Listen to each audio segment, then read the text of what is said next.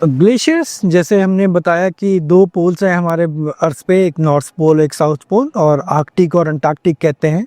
आप देखेंगे आर्कटिक जो है वो नॉर्थ पोल का इलाका है, और उसी के आगे एन लगा लें मतलब एन आर्कटिक, तो एंटी आर्कटिक जो होगा वो एंटार्कटिक होता है, यानी आर्कटिक का अपोजिट अंटार्कटिक, एंट आर्कटिक। तो ये दोनों ही पोल हैं। इसके अलावा हिमालय चूँकि इतनी हाइट पर है और ये भी बर्फ़ से आच्छादित है, क्योंकि इसको हिमालय कहते हैं, हिम का घर है, बर्फ़ का घर है, इसलिए इसको भी थर्ड पोल कहते हैं।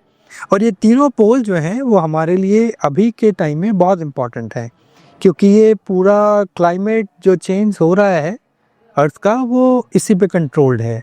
यहाँ पे थोड़ा भी बहुत कुछ भी अगर बदलाव होता है तो वो क्लाइमेट चेंज होती है उससे, और क्लाइमेट चेंज जो है हम पर उसका डायरेक्ट असर है, वो हमारी इकोनॉमी पे है, हमारे कल्चर पर है, हमारी सिविलाइजेशन पे, हर चीज़ पर है। आप हिस्ट्री आप देखेंगे तो हमारी जो इंडस वैली सिविलाइजेशन थी, सिंधु घाटी सभ्यता, वो भी कहीं ना कहीं क्लाइमेट चेंज की वजह से ही समाप्त हुई या हाशिए पर आ गई। उसी तरीके से विश्व के जितने भी सभ्यताएँ रही हैं, कहीं ना कहीं उनका ख़त्म होना या उनमें कम होना या उनमें बदलाव होना, ये सारी चीज़ें कहीं ना कहीं क्लाइमेट चेंज से जुड़ी हुई हैं।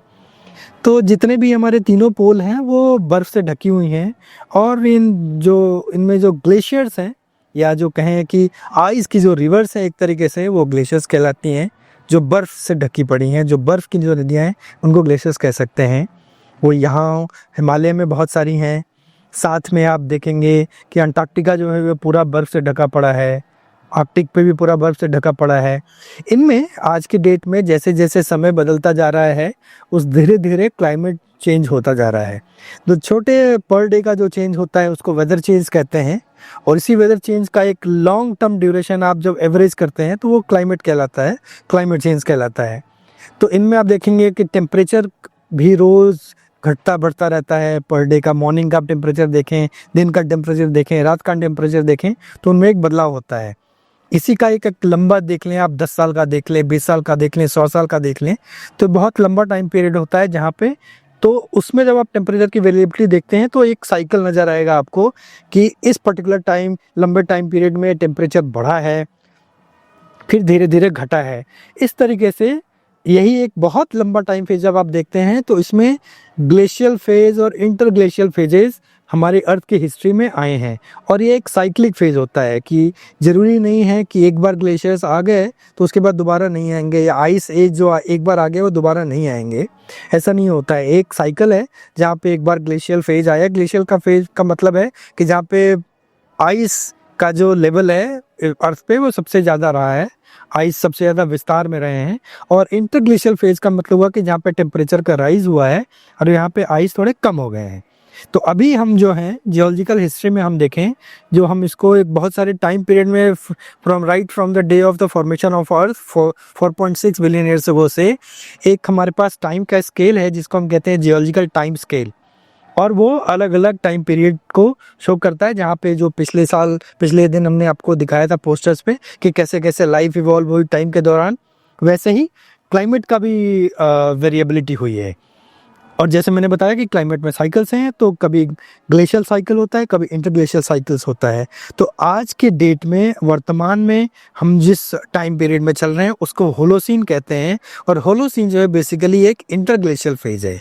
इंटरग्लेशियल फेज का मतलब है कि यहाँ पे हम टेम्परेचर ज़्यादा है, अभी क्या है सर्वाइवल, और जितने भी इंटरग्लेशियल फेजेस हैं इसमें सर्वाइवल की संभावनाएं ज़्यादा होती हैं, कल्चर्स के इवॉल्व होने की ज़्यादा संभावनाएं होती हैं।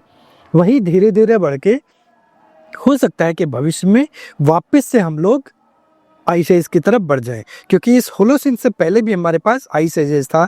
जो इसके होलोसीन से पहले का जो टाइम पीरियड था वो प्लिस्टोसीन था। होलोसीन आज से मतलब पिछले 11,000 साल पहले से शुरू हुआ है और अभी भी चल रहा है ये।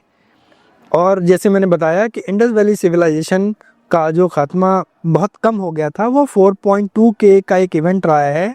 होलोसीन के अंदर भी 3 पार्ट में उसको डिवाइड किया गया है।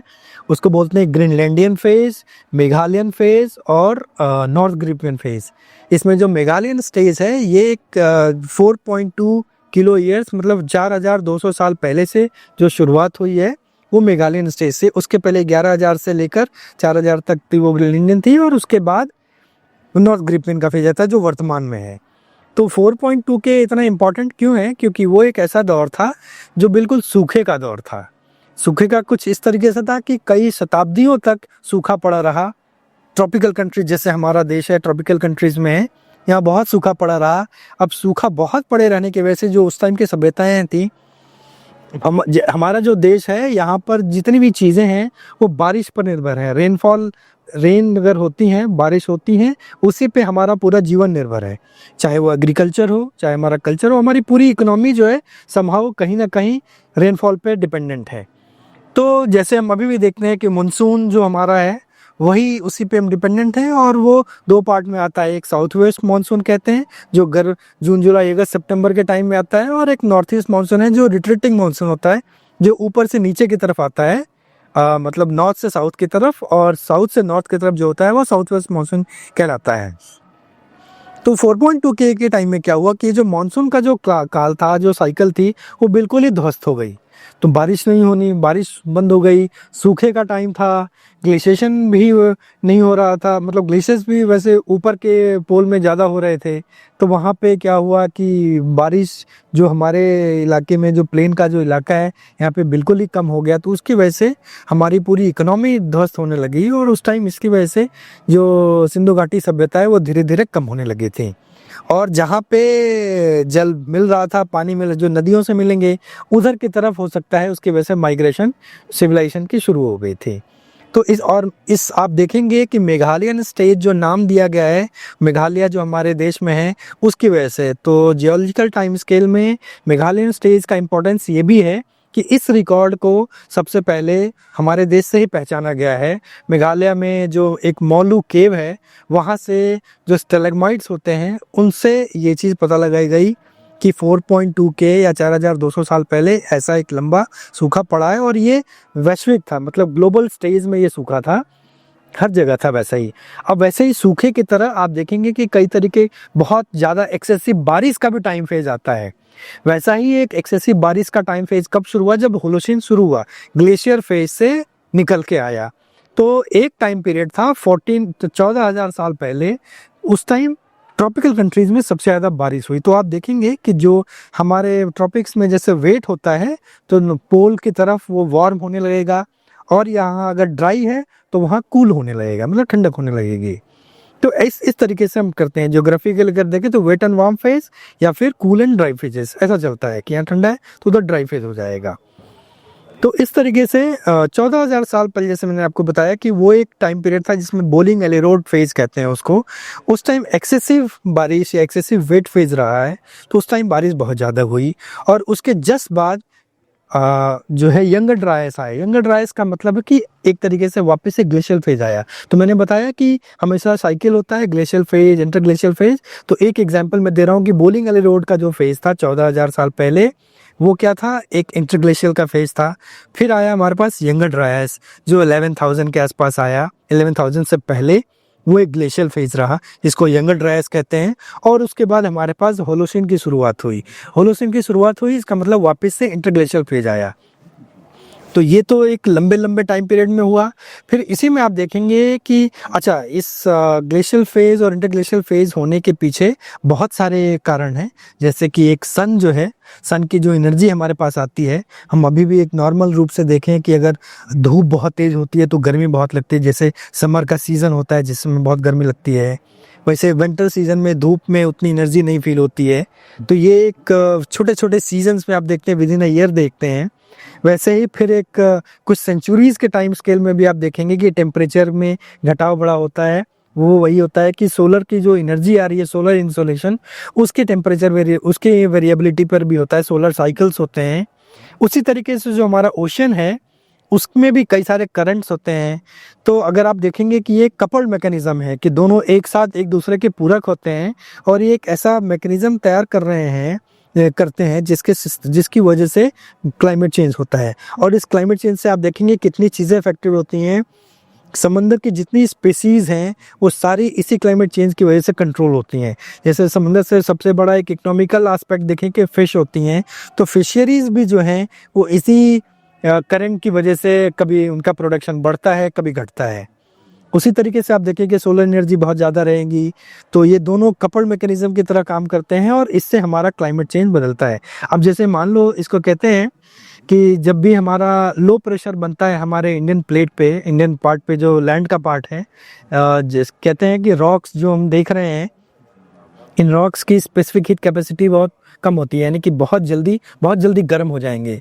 आप वैसे भी गौर करेंगे कि रेत वाली जो रेगिस्तान होता है वो बहुत गर्म हो जाता है दिन के टाइम में, और ठंड में बहुत, रात होते ही वो बहुत ठंडी हो जाती है, क्योंकि उनकी स्पेसिफिक हीट कैपेसिटी बहुत कम होती है। तो गर्म में बहुत जल्द, मतलब थोड़ी एनर्जी में ही वो बहुत जल्दी गर्म हो जाएंगे, और जैसे आप वो टेम्परेचर घटाएंगे वो बहुत जल्दी ठंडे भी हो जाएंगे।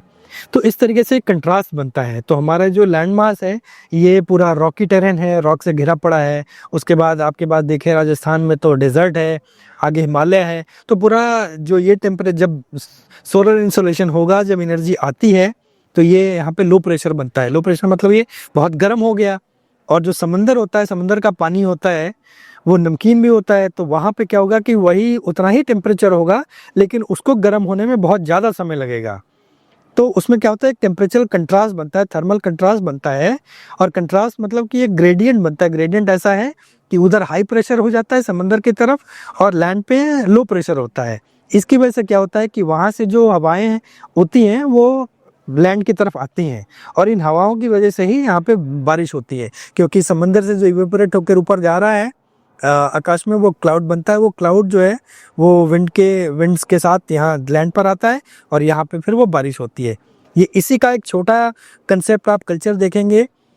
जो बीचेस होते हैं, समंदर के जो बीचेस होते हैं, वहाँ पर आप देखेंगे लैंड सी ब्रीजेज होती हैं। सुबह शाम आप देखेंगे वहाँ बहुत अच्छी हवाएं चलती हैं। तो वो भी बेसिकली इसी मैकेनिज्म पे काम करती हैं कि कंट्रास्ट होता है, वहाँ से ठंडी हवाएं लैंड की तरफ आती हैं, और इधर से गर्म हवाएं उधर की तरफ जाती हैं। तो इस टेम्परेचर ग्रेडियंट की वजह से आप देखेंगे यहाँ पर सोलर एनर्जी, सोलर इंसोलेशन है वो एक इम्पॉर्टेंट फैक्टर है। ओशन जो है वो एक इम्पॉर्टेंट फैक्टर है। लैंड भी एक बहुत बड़ा इम्पॉर्टेंट फैक्टर है। और इनमें अगर थोड़ा भी बदलाव हो लॉन्ग टर्म पे, तो वो हमारे क्लाइमेट को चेंज करता है। इसको बहुत पहले से पढ़ा गया है, और जो सबसे शुरुआत में जो जिसने पढ़ा था वो एक मिलैनकोविच नाम से एक साइंटिस्ट थे, और उन्होंने ये एक साइकिल दी जिसको बोलते हैं मिलैनकोविच साइकिल। आप इसमें देखेंगे मिलैनकोविच साइकिल में क्या होता है कि अर्थ भी अपने एक्सिस पे रोटेट करती है अलग अलग तरीके से। एक तो सन के पास उसका एक इलिप्टिकल वो पाथ है जिसके ऊपर वो मूव करती है। साथ में अर्थ का एक खुद का भी मूवमेंट है, और साथ में उसका एक टिल्टिंग भी है जो 23.5 आज के डेट में इधर वो भी होता है। और साथ में जब ये मूव करती है तो ये वॉबल भी करती है थोड़ी थोड़ी। तो ये सारी चीज़ों को लेकर इनका भी एक साइकिल है जो 100 ईयर्स 100,000 ईयर्स का है, 40,000 ईयर्स का है, 23,000 ईयर्स का है। वैसे ही जो सन का जो इंसोलेशन है, सोलर इंसोलेशंस, इनके भी साइकिल्स हैं। 23 ईयर्स का है जो हेल साइकिल कहला है, 25 ईयर्स का, 11 ईयर्स का है जो सोलर साइकिल्स हैं। मैग्नेटिक साइकिल्स हैं उनके, सन स्पॉट साइकिल हैं, क्योंकि सन जो है वहाँ पर भी एक न्यूक्लियर फ्यूजन का प्रोसेस चलता रहता है। यहाँ पे छोटे छोटे जो एटम्स हैं, मतलब वो जुड़ के फिर नया एटम बनाते हैं, जैसे 2 हाइड्रोजन मिलके एक हीलियम बनाते हैं। तो उस न्यूक्लियर फ्यूजन के प्रोसेस में भी एनर्जी रिलीज होती है। तो उस एनर्जी, उससे भी सनस्पॉट, उसका भी एक साइकिल होता है, सनस्पॉट साइकिल्स। मैग्नेटिक साइकिल्स हैं, मैग्नेटिक रिवर्सल्स होते हैं, और ऐसे कई नेचुरल प्रोसेस हैं, नेचुरल साइकिल्स हैं जो सारे मिलके, जो सारे रिस्पॉन्सिबल हैं हमारे क्लाइमेट चेंज की वजह से। और जब भी इनमें कुछ भी संभावना चेंज होती हैं तो इसकी वजह से क्लाइमेट चेंज हो जाता है। तो एक तो फैक्टर आज की डेट में एंथ्रोपोजेनिक तो है ही, जहाँ पे बहुत सारा, जैसे आप देख लें कि आज के डेट में इंडस्ट्रियलाइजेशन होने के बाद जो है पोल्यूशन बहुत बड़ा है, एयर पोल्यूशन बहुत बड़ा है, एयर क्वालिटी इंडेक्स उससे घटती हैं। लेकिन ये एक बहुत छोटा फैक्टर होता है, नेचर्स का खुद का एक प्रोसीजर है जहाँ पर हम वो कहते हैं कि वो फैक्टर ज़्यादा रिस्पॉन्सिबल होता है क्लाइमेट चेंज में। लेकिन वेदर चेंज के लिए एंथ्रोपोजेनिक फैक्टर्स बहुत ज़्यादा रिस्पॉन्सिबल्स हैं। और शायद वो एंथ्रोपोजेनिक नेचुरल प्रोसेसेस ज़्यादा कंट्रोलिंग फैक्टर हैं और उनको हम मॉनिटर अच्छे से कर पा रहे हैं। और आज की डेट में तो हमारे पास 1950 के बाद से हमारे पास तो इंस्ट्रूमेंटल रिकॉर्ड्स हैं जिनको हम पता कर पाते हैं, लेकिन 1950 से पहले हमारे पास कोई इंस्ट्रूमेंटल रिकॉर्ड नहीं है जहाँ पे हम टेम्परेचर पता लगा पाएँ या मौसम कैसा था, टेम्परेचर कैसा था उस वक्त का, या रेनफॉल की इंटेंसिटी कैसी थी। तो उसके लिए जियोलॉजिकल आर्काइव्स बहुत इंपॉर्टेंट होते हैं, जो एक रिकॉर्ड होते हैं पिछले कई हज़ार सालों का क्लाइमेट चेंज का। तो उस रिकॉर्ड को हम किसी ना किसी प्रॉक्सी, जियोकेमिकल प्रॉक्सी या किसी ना किसी प्रॉक्सी के माध्यम से हम उसको डिकोड करते हैं उससे। तो उससे क्या होता है कि उस स्टडीज़ को हम कहते हैं पैलियो क्लाइमेट। पैलियो मतलब पास्ट और क्लाइमेट मतलब पास्ट का क्लाइमेट हम उससे जानते हैं, और आज की डेट का क्लाइमेट जो हमारे पास इंस्ट्रूमेंटल रिकॉर्ड से पता है।